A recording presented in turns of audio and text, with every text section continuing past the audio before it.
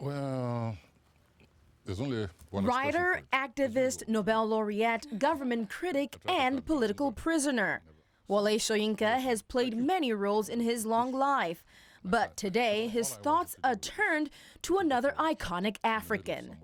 He was a human model, an extraordinary human model, to which I think most humanity aspire to be like, on so many levels. Whether you talk about him as a man of war or as a man of peace, he knew exactly when to wage war and when to make peace. And of course, he had a large heart. Wole Soyinka says he was devastated when he heard of Mandela's death. I was woken up about 4 a.m., and that's when the news was broken to me.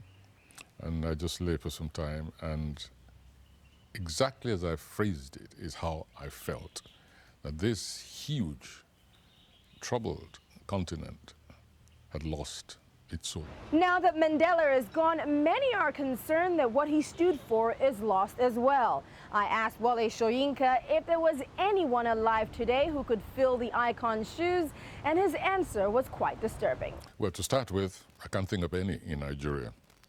Then make it a little bit wider.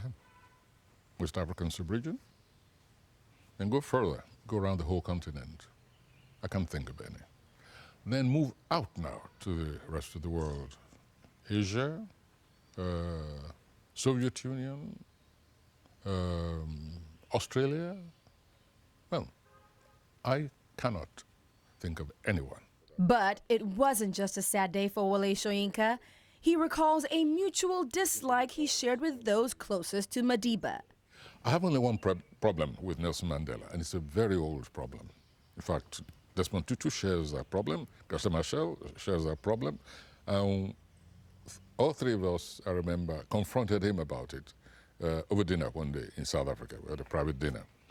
And I was very happy that Desmond Tutu shared my concern, as did Graça Machel. And I'll sum up that problem this way, that wherever he's going in afterlife, I don't want to go there. Because very likely the people there will share his taste in shirts. And that taste is execrable. And that is what we fought about in South Africa that day. It's my fondest memory at dinner, you know, when we all three sat on him and he said, "Leave my shirt alone, leave my shirt alone." Well, I said, well, wherever you're going after, I'm not going there if they're wearing that kind of shirt. Perhaps a little humor is what's needed to cope with such a great loss.